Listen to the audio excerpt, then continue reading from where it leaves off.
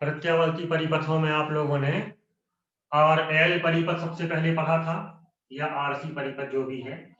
तो आरसी परिपथ में एक प्रतिरोध और एक संधारित्र होता है।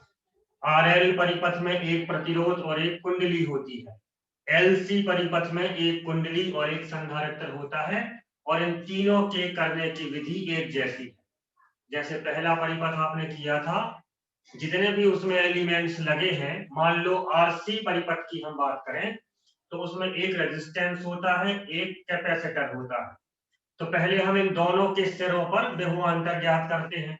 आर के सिरों पर विभवांतर आर इंटू आई ओम के नियम से, सी के सिरों पर विभवांतर तो उसमें प्रतिरोध का काम प्रतिघात करता है, तो एक्स सी इंटू आई। दोनों विभवांतर ज्ञात करने के बाद हम इसका बनाते हैं फेजर आरेख। तो करंट वाली लाइन के साथ ओमीय परिपथ का वोल्टेज चलता है, और सी परिपथ का वोल्टेज पश्चगामी होता है, तो हमने उसका डायग्राम बना दिया। उन दोनों का परिणामी उन दोनों के बीच से क्रियाशील होता है।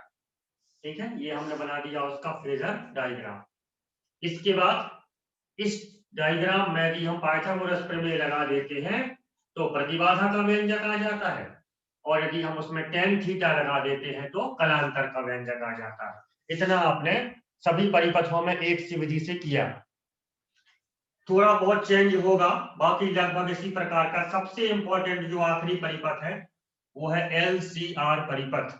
ये इंपॉर्टेंट इसलिए है क्योंकि इसको पूछने से आपका एक साथ कुंडली का, प्रतिरोध का और संधारित्र तीनों का एक साथ रिवीजन हो जाता है। इसमें तीनों आपसे पूछ सकते हैं, इसलिए सबसे ज्यादा महत्वपूर्ण क्वेश्चन यही है। तो सब इसको ध्यान से देखो। LCR परिपथ,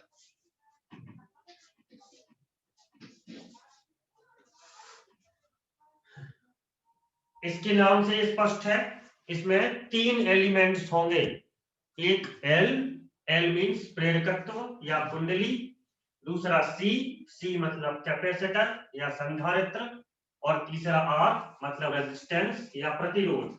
तो ऐसा परिपथ जिसमें एक कुंडली, एक संधारित्र और एक प्रतिरोध तीनों श्रेणी क्रम में जोड़े गए हों, और इनके साथ करंट सप्लाई के लिए प्रत्यावर्ती धारा का स्रोत जोड़ा गया हो, इसका नाम होता है LCR परिपथ।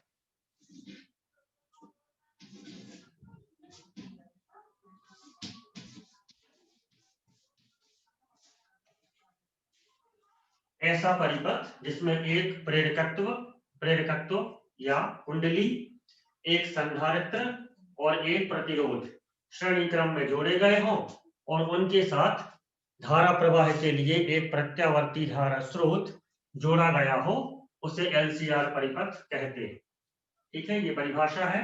इसी प्रकार की परिभाषाएं RC, RL और LC परिपथ में भी आपने नोट की होंगी। इसके बाद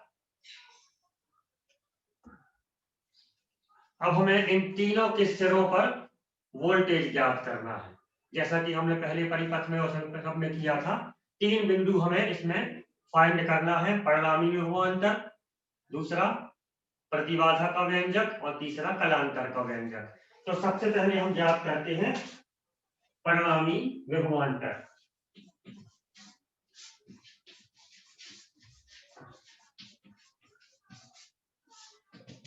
उसकी भी सबको भी पता है। किस प्रकार से हम इसे फाइंड करेंगे? तो जितने इसमें एलिमेंट्स लगे हैं, कॉइल, कैपेसिटर और रेजिस्टेंस, पहले हम इन तीनों के सिरों पर वोल्टेज ज्ञात करेंगे। तो सबसे पहले कुंडली के सिरों पर विभवांतर,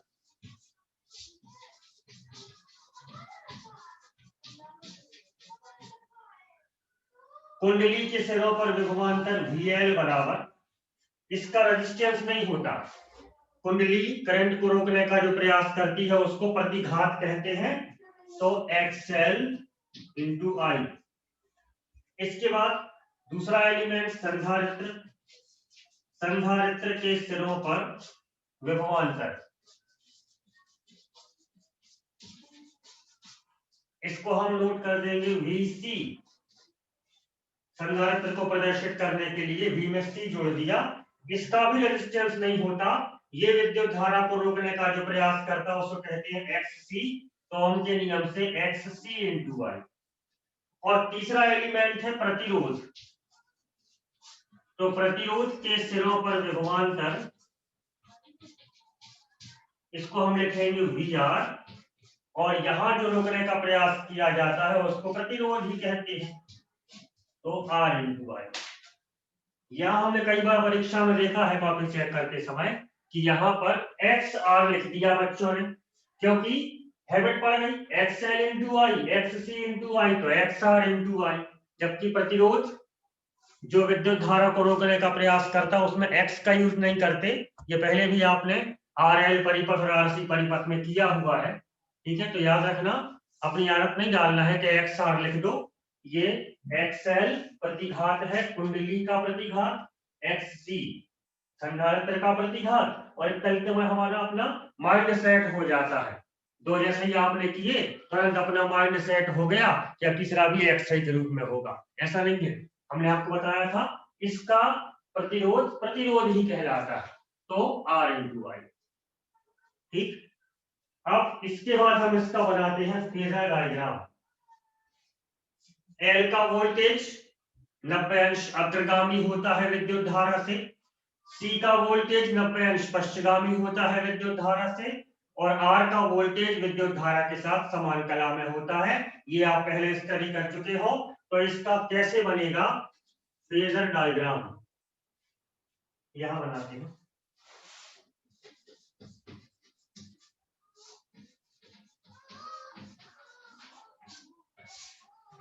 ये लाइन फिक्स है विद्युत धारा के लिए, इसको हम कभी चेंज नहीं करते हैं। जितने अपन ने पढ़े परिपथ उन सब में ये लाइन विद्युत धारा को व्यक्त करती है। अब इसमें L का वोल्टेज अप्लाई करना है, C का वोल्टेज अप्लाई करना है और R का वोल्टेज अप्लाई करना है। तो L का वोल्टेज विद्युत धारा से 90 अंश अग्रगामी होता है, तो L की लाइन इस प्रकार से बनेगी। ये L का वोल्टेज विद्युत धारा से 90 अंश अग्रगामी। इसके बाद दूसरा एलिमेंट लगा हुआ है इसमें C, कंडेंसर या कैपेसिटर। तो संधारित्र का विभवांतर विद्युत धारा की अपेक्षा 90 अंश पश्चगामी होता है, तो ये विद्युत धारा और ये कंडेंसर का वोल्टेज 90 अंश पश्चगामी। ठीक, इसके बाद R भी इसमें लगा हुआ है, तो रेजिस्टेंस का वोल्टेज विद्युत धारा के साथ समान कला में चलता है, तो इसी लाइन पर से ये बनेगा R का वोल्टेज।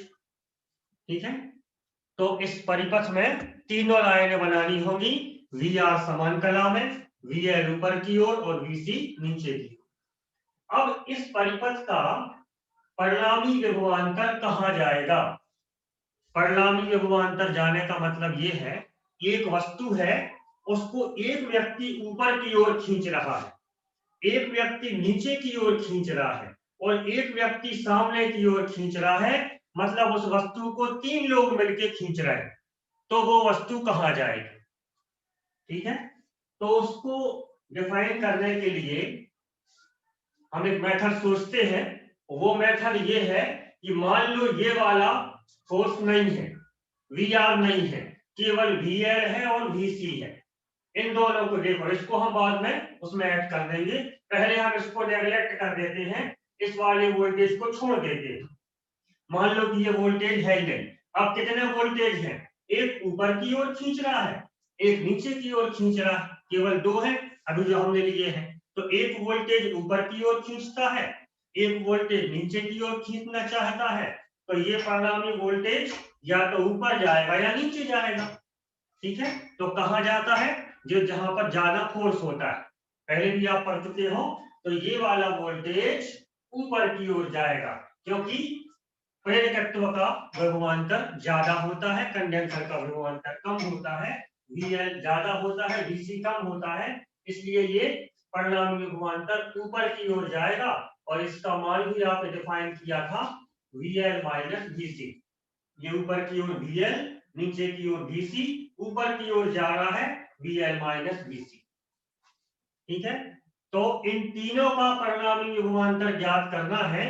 उसके लिए हमने पहले इसको भूल गए, ये नहीं है, केवल ये दोनों है। ये दोनों अगर होते तो परिणामी विभवांतर कहाँ जाता, ऊपर की ओर। उसका मान कितना होता, VL माइनस VC। ये अब ये VL माइनस VC और तीसरा जो हमने अभी छोड़ दिया था ये VR, इन दोनों का परिणामी कहां से जाएगा। इसमें दो चीजें शामिल हो गई, एक VL और एक VC। ये इसके साथ तीसरे वाले का परिणामी ले लो, तो जो आएगा वो किसका परिणामी होगा, तीनों का, क्योंकि इसमें कितनी बातें शामिल हो गई, दो। कौन कौन सी, एक VL और एक VC। ये समझ आया, VL और VC का परिणामी ये है, और इस परिणामी के साथ हम VR का परिणामी लेते हैं।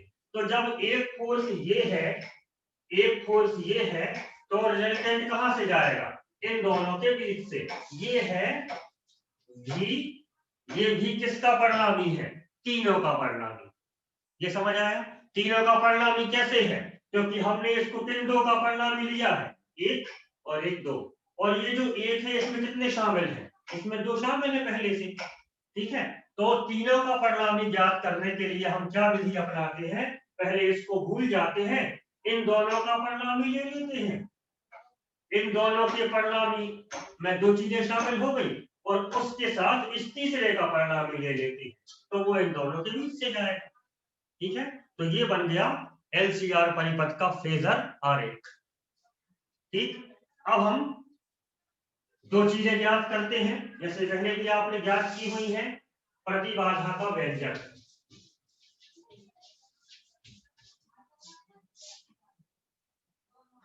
प्रतिबाधा का व्यंजक ज्ञात करने के लिए हम यहाँ पर पाइथागोरस प्रमेय का यूज करते हैं। तो ये कर्ण है V स्क्वायर, लंब ये है। अब लंब कौन सा है, लंब VL नहीं है, वो तो अलग है। इन दोनों की जगह पे हमने ये लिख दिया है, ये तो ये है अपना लंब। ठीक है, ये और ये दोनों इसमें शामिल है, तो ये लंब कहलाएगा VL माइनस VC स्क्वायर। लंब का वर्ग मतलब VL माइनस VC का वर्ग, और आधार का वर्ग मतलब VR स्क्वायर। तो इसके द्वारा हम ज्ञात करेंगे प्रतिबाधा। ठीक है, बाकी आपको पता है कैसे करना है, V square is equal to VL की जगह पे क्या आ जाएगा, या शुरू में हम मान तीनों के डिफाइन कर चुके हैं। VL की जगह पे आ जाएगा XL into I minus VC को हम लिख सकते हैं XC into I square plus VR की वैल्यू है R इंटू I स्क्वायर है, इसलिए R square into I square. यहां तक बनेगा, ये सब पहले जैसा है। फिर से एक बार शुरू करते हैं, जो चीजें उसमें लगी हैं उन तीनों के कुंडली के सिरों पर विभवांतर XL इंटू I, संधारित्र के सिरों पर विभवांतर XC इंटू I, प्रतिरोध के सिरों पर विभवांतर R इंटू I।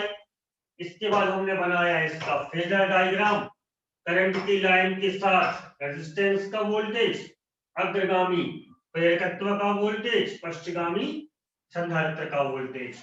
इन दोनों का परिणामी ये है, और इस परिणामी के साथ तीसरे का परिणामी ले लिया तो ये भी तीनों का परिणामी हो गया। अब यदि ये कर्ण है तो ये इसका परिणामी नहीं है, इन दोनों का परिणामी है, तो ये कर्ण है तो ये लंब होगा और ये आधार होगा। इसके बाद हमने VL माइनस VC और VR के मान लिख दिए।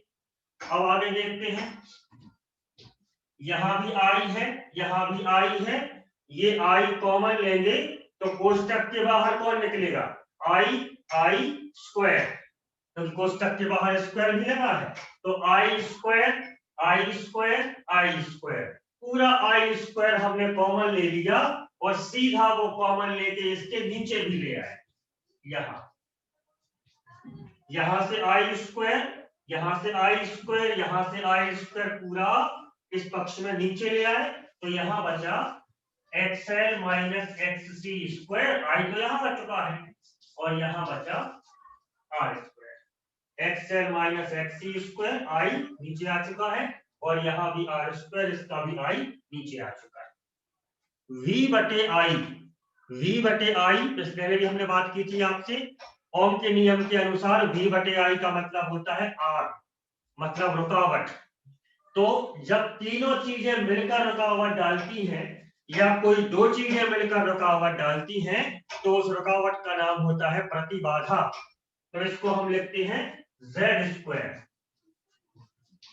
XL minus XC square plus R square, और प्रतिबाधा Z की वैल्यू होगी under root XL minus XC square plus R square. ये है प्रतिबाधा का व्यंजक। ठीक है, इस प्रकार से करना है। तो सबसे पहले LCR परिपथ की परिभाषा हमने क्या बताई थी आपको, एक प्रतिरोध, कहीं से भी बोल सकते हो, क्रम कोई भी हो सकता है, एक प्रतिरोध, एक कुंडली, एक संधारित्र श्रेणी क्रम में जोड़े गए हो और विद्युत धारा के प्रवाह के लिए प्रत्यावर्ती धारा स्रोत जोड़ा गया।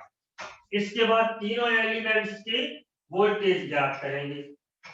इसके बाद बनेगा फेजर डायग्राम और प्रतिबाधा का व्यंजक पाइथागोरस प्रमेय शक्तिमान लिखकर आई स्क्वायर को नीचे लाकर प्रतिबाधा Z स्क्वायर की वैल्यू ज्ञात कर लेते हैं।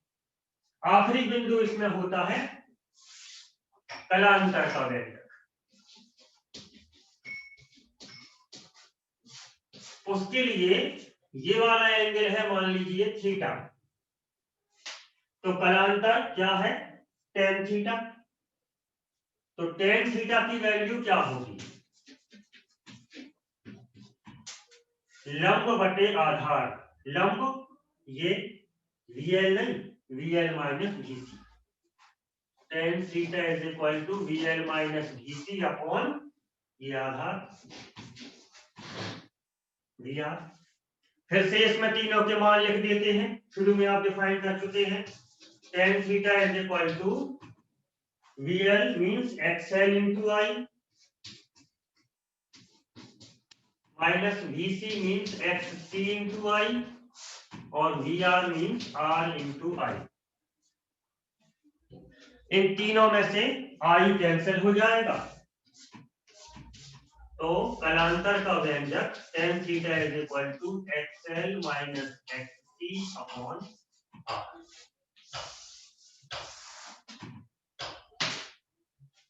तो कुछ भी नया नहीं है, जैसे RL, RC और LC परिपथ किए थे उसी प्रकार से हमें ये वाला भी करना है।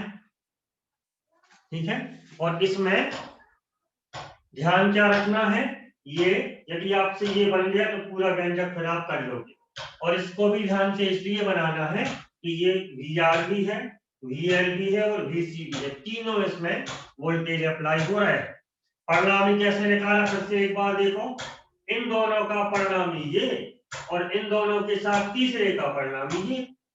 ठीक है, तो ये भी इसमें हम पाइथागोरस प्रमेय लगाएंगे तो प्रतिबाधा का व्यंजक आ जाएगा और tan लगाएंगे तो कलांतर का व्यंजक आ जाएगा। फिर से एक बार, प्रतिरोध, प्रतिघात और प्रतिबाधा का अंतर समझ लो ध्यान से। जब भी कोई तार विद्युत धारा को रोकने का प्रयास करता है तो उस गुण को प्रतिरोध कहते हैं। ठीक, जब कुंडली किसी विद्युत धारा को रोकने का प्रयास करती है, कुंडली, तो कुंडली के इस गुण को प्रतिघात कहते हैं। और जब संधारित्र किसी विद्युत धारा को रोकने का प्रयास करता है तो संधारित्र के इस गुण को भी प्रतिघात कहते हैं। मींस केवल कोई तार या कोई चालक विद्युत धारा को रोके तो प्रतिरोध, अकेली कुंडली या अकेला संधारित्र विद्युत धारा को रोकता है तो प्रतिघात, और इन तीन में से कोई भी दो एलिमेंट्स या तीनों एलिमेंट्स एक साथ मिलकर विद्युत धारा को रोकते हैं तो प्रतिबाधा। जैसे प्रतिरोध और कुंडली दोनों विद्युत धारा को रोक रहे हैं तो उसको कहेंगे प्रतिबाधा। कुंडली और संधारित्र दोनों विद्युत धारा को रोक रहे हैं तो उसे कहेंगे प्रतिबाधा। ठीक है, और प्रतिरोध और संधारित्र या कुंडली कोई भी दो या तीनों, प्रतिरोध, कुंडली और संधारित्र तीनों विद्युत धारा को रोके तो भी हम उसे क्या नाम देंगे, प्रतिबाधा, मतलब Z। ठीक है, तो इस प्रकार से ये प्रत्यावर्ती धारा परिपथ है और इनमें से एक एग्जाम में आता है, इसलिए इसको ध्यान से आपको हल करना है।